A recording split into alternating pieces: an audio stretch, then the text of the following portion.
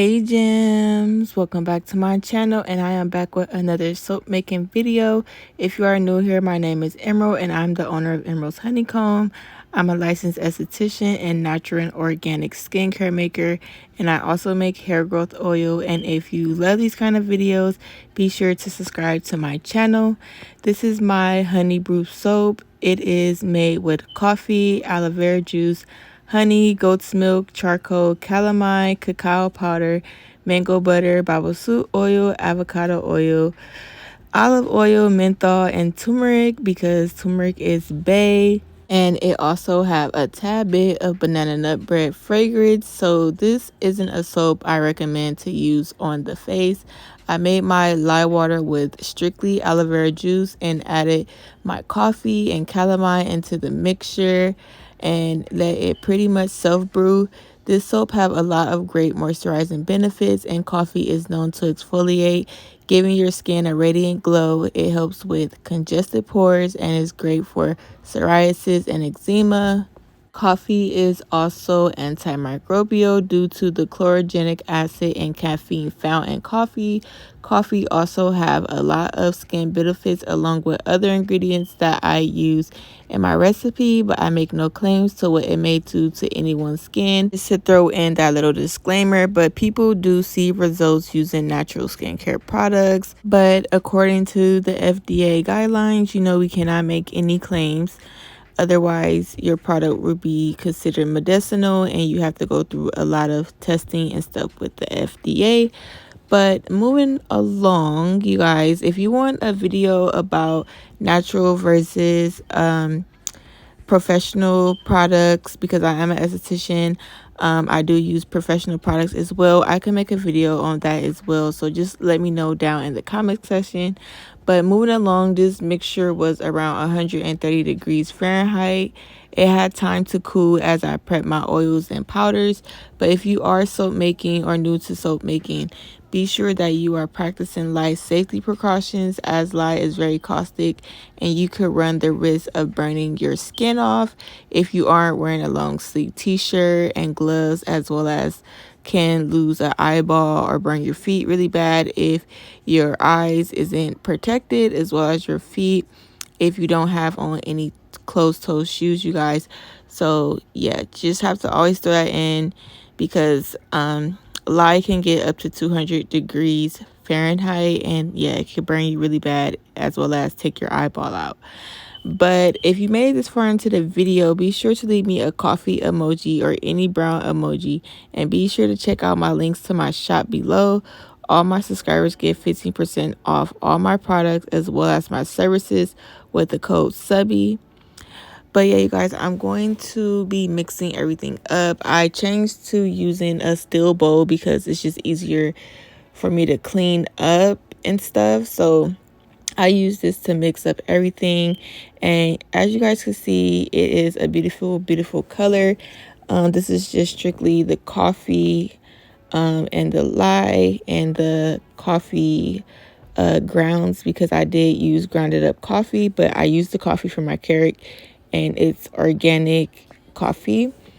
So yeah, this soap, it gets really dark due to the cacao powder I use, as well as the banana nut bread fragrance.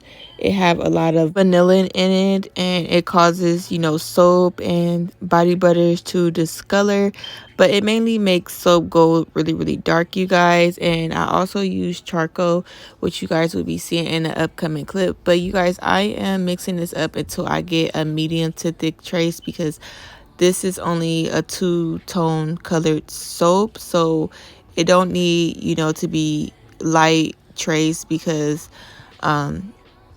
I want it to be thick and I want to have thick swirls, and I want it to set up really fast. So I was just stick blending it for a few minutes just to get the consistency that I want, and then I added more ground coffee into the mixture just to give the soap a little bit more exfoliation. So yeah, I use my pods from my Keurig, and that gives me just enough coffee exfoliation. If you are making this soap, you could use as little or as much coffee grounds as you would like to use, but I like to use my carrot pods because it gives me the perfect amount and it's not too rough on the skin. You guys, this is one of my favorite soaps to use in the shower. Like it smells so delightful and awakening. And to the left of the screen, that is cacao powder mixed with turmeric and charcoal, just to darken up the soap naturally. And for the rest of my soap, I'm going to use a little bit of mica powder. You guys, my micas do not have titanium dioxide, and I do not use titanium dioxide in my soaps because all the controversy around titanium dioxide and what it can do to a woman's reproductive system. So I do not use titanium dioxide at all in my soaps. I know a lot of people who make soaps do, but I do not. And they say titanium dioxide speeds up trace in your soap as well. So if you use titanium dioxide, just keep that in mind. But I personally don't use it at all. And then I just added fragrance to one side of my soap, and it was really what I had left. And then I added more cacao powder and charcoal just to get even darker color, because I want to have a good contrast. And it looks like nothing now, but once I pour it into the bigger bowl, you guys will see the contrast and the colors. Also, yeah, one side of my soap is fragrant, you guys, like that I use the fragrance on. But once you guys see the soap, you will see, you know, this part that has the fragrance. But due to the cacao powder and the coffee, it has its own natural smell that pulls really well with the banana nut bread fragrance. Also, I do use banana nut bread fragrance in my hair growth oil, and two other fragrances that I mix together to make my own blend of fragrance for my hair growth oil, just to make, you know, a different hair growth scent. But I added the mica. You guys saw that I only used just a tad bit because I don't go crazy, you know, using micas and stuff. Just a little bit be enough. I like my soaps to be naturally colored as much as possible. And I'm just showing you guys the consistency. And then I'm doing a in the pot swirl. You guys can see the difference in the soap colors.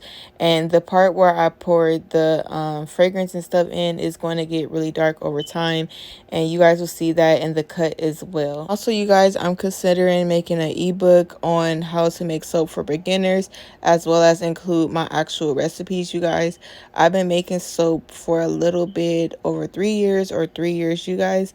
And I have 6 different recipes. I started with lard, and then I went to Crisco, and now I use mango butter in my soaps. It's so many things and so many ways you could use in soap, and ingredients and stuff. But I'm going to share my recipes with you guys in the ebook. I think one of the soaps that I made on my channel, the first soap I put on here, it had lard in it. I'm not sure.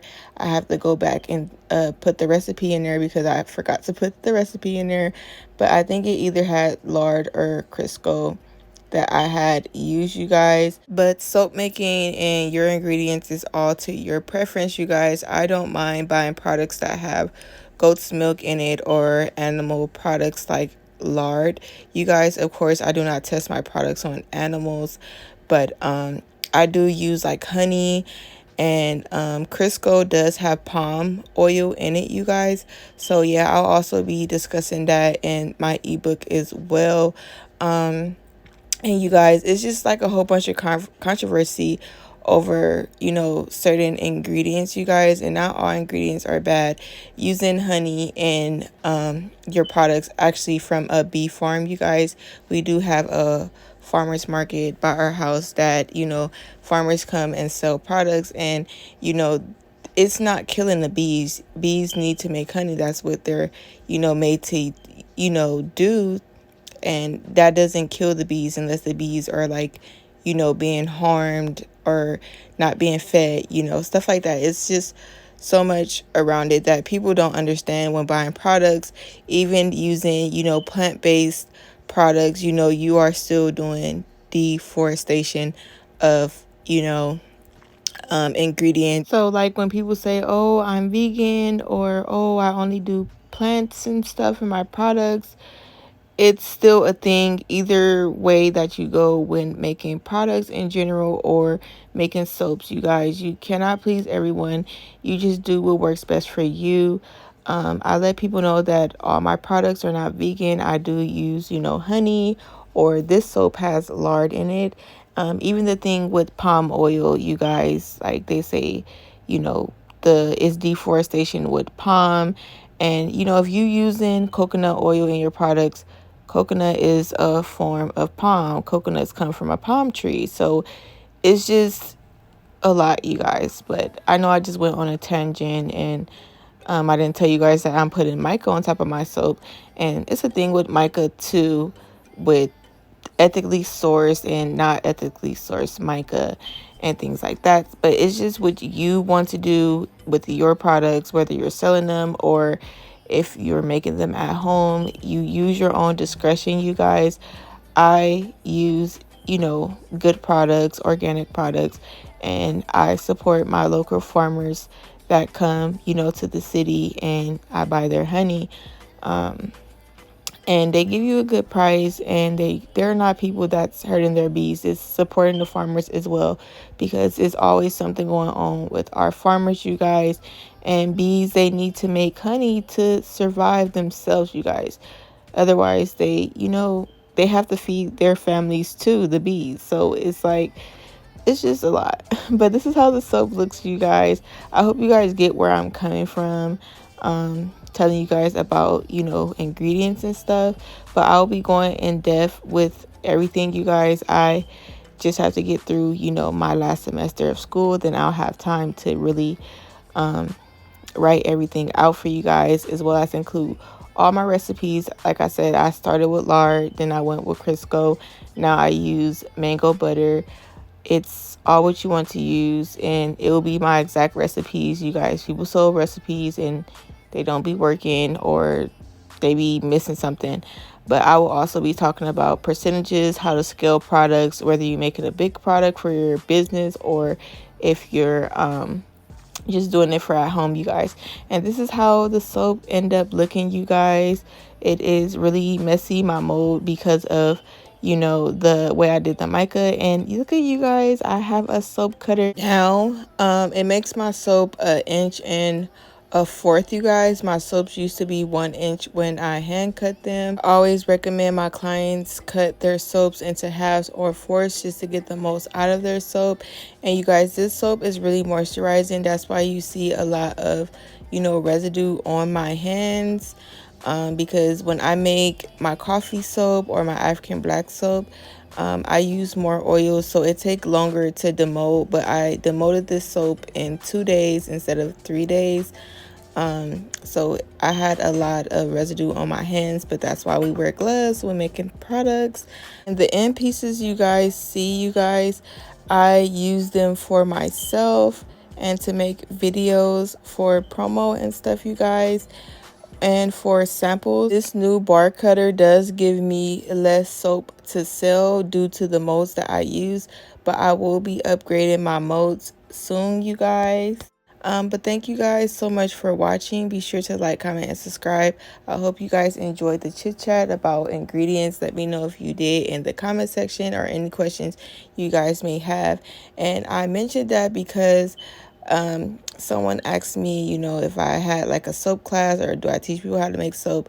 But there's so many ways to make soap, so many different ingredients you could use. The controversy over ingredients, because soap is a wash off product.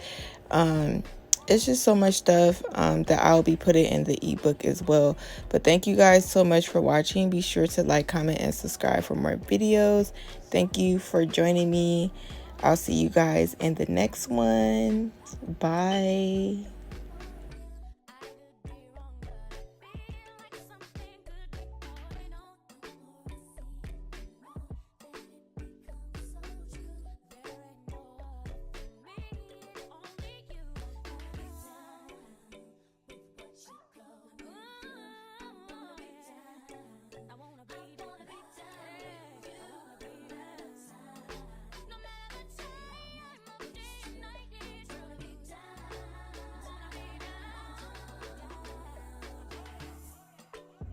Flexing on my exes and my Model X. Pretty little skinny little bitty.